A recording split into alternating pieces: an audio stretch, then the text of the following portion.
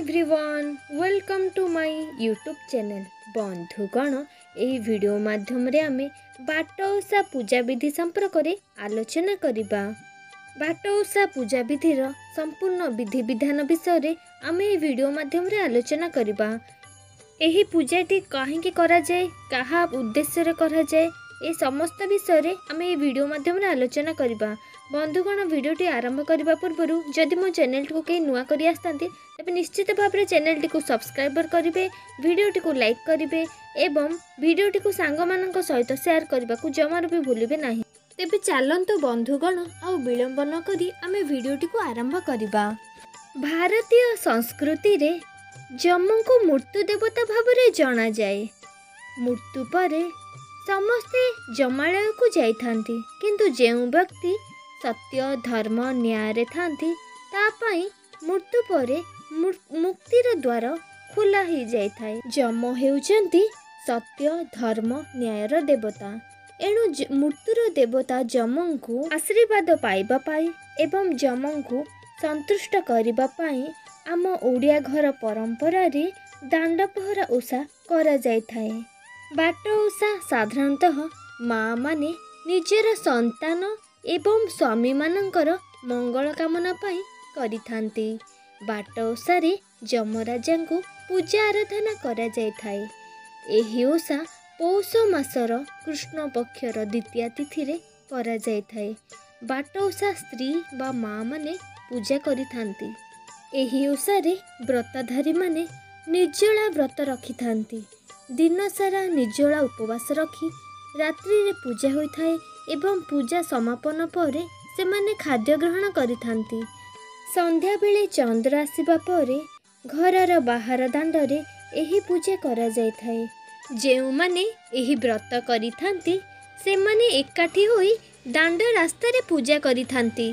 चंद्र आसीबा परे दांडरे उपयुक्त स्थान रे पूजा पाई गोमय रे लेपन करिथांती एवं सेठारे किछि माटी चकटी एक कोठी परी घर करती एवं घर मझिरे गोलाकार पंथीटीए बनाती। कोठरी करि सारिबा परे कोठरी मझिरे सिंदूर हलदी मुरुज आदि पकाई थांती। इहा परे एक कलश स्थापना करिथांती। कलश स्थापना परे कलशरे चंदन फूल सिंदूर देई थांती एवं कोठीरे मध्य चंदन फूल सिंदूर आदि देई थांती। जे माने व्रताधारी थिबे से माने गोटे गुआ एवं सिंदूर फरुआ कजलपाती घरु आनी थिबे। से सबु को पंथी मध्य रे रखिबे एवं सेठारे मूला कदली आखु को मध्य रखिबे। आनिथिबा गुआ को हलदी पानी रे धोई करी कोठरी मध्य रे रखिबे। फूल चंदन सिंदूर आदि लगाइबे। आनिथिबा दीप धूप सबु से कोठरी पाखरे लगाइबे। भोग सामग्री रूप रे छणा मंडा पिठा मुआ कदली राशि लडू आदि पूजा स्थान रे आनिकी रखिबे एवं वज्रमूली डाल को आनी पूजा स्थान रे आनी रखिबे एवं एहा परे बाट ओषा बही को पाठ करिबे। बाट ओषा बही पाठ करि सारिबा परे समस्ते मिसी आळती बंदापना करिबे। आळती बंदापना करि सारिबा परे समस्ते भोग लगेइबे। प्रथमे कलश पाखरे भोग लगाइबे, तापरे जमराजंक उद्देश्य रे भोग को लगाइबे। भोग लगाइबा पर पाखरे रखिथिबा वज्रमूली साहाय्य रे 7 थर पंथी चारि पाखरे बुली बुली झाड़ू करिबे बा पहरा करिबे एवं सेही वज्रमूलीर पत्र बा डाल रे जेउ धूली लागि थाए से धूली रे ही निज संतान को झाड़ी थांती। एही परी भाबरे आम ओडिशार माँ माने एवं स्त्री माने निज संतान एवं स्वामी मानक निरोग एवं सुस्थ जीवन यापन पाई एही पूजार्चना करि थांती। कुहा जाए जे एही पूजा जेउ माने करंती सेमानंको पुत्र प्राप्ति होई थाए। पौराणिक अनुसारे कोशल देश रे राजा सुदर्शन एवं रानी लीलावती दुहे प्रजावत्सल राजा रानी थिले, किंतु सेमानंक पुत्र संतान नथिबा सकाशे सेमाने अति मनस्तापरे रहुथिले।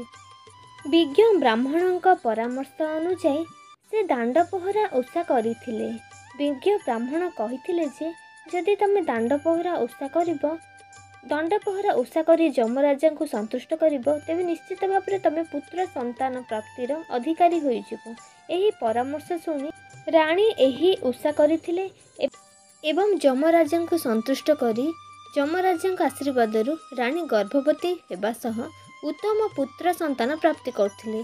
जे पुत्रर नाम रखिथिले से वीरसेन। एणु विश्वास रही जे दांड पहरा ओषा बा बाट ओषा करबा द्वारा पुत्र संतान प्राप्ति होगा सहित आपणक घरर संतान मध्य निरोग एवं सुस्थ रहिबो। पूजा सरिबा परे व्रतधारी माने खाद्य ग्रहण करिथांती। एही पूजारे गृहिणी माने निर्जल उपवास व्रत रखिथांती। एणु पूजा सरिबा परे ही से माने खाद्य ग्रहण करिथांती। अत्यंत निष्ठा मनरे से एही पूजार्चना करिथांती। पूजा सामग्री रे व्यवहार करा जायतिबा पूजा जिनिस को परे जल रे विसर्जन करा जाय थाए। बंधुगण एही वीडियो माध्यम रे आमे बाट ओषा बा दांड पहरा ओषार पूजा विधि संपर्क रे आलोचना कले। एहा सहित एही ओषारे थिबा पौराणिक रहस्यर मध्य आमे आलोचना कले। जदि आपनको ये वीडियोटी भल लगी थाए तेबे सांग मानक सहित निश्चित भाव में वीडियोटी को शेयर करिवे एवं मोर चैनलटी को जदि कहीं नुआ करी आसतांती तेबे चैनलटी को निश्चित भाव में सब्सक्राइबर करिवे एवं पाखरे थिबा बेल आइकनटी को प्रेस करिदेबे एवं वीडियोटी किपरि लागला कमेंट बॉक्स में निश्चित भाव में जणाइबे। धन्यवाद।